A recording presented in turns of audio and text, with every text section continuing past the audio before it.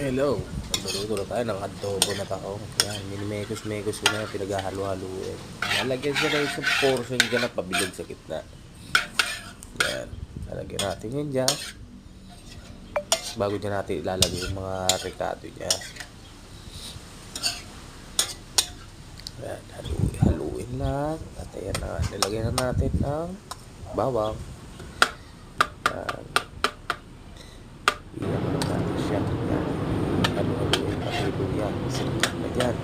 Yan. Mekos-mekos mo lang yan dyan. Minsan. Mekos-mekos. Yan. Pakuloy mo siya. Tapos, lalagyan natin ng sibuyas. Yan. Dapat nung maaga pa sinabi nyo 5 galon na. Para Paglalagyan muna natin ng konting sili. Kasi baka sumobra yung anghang.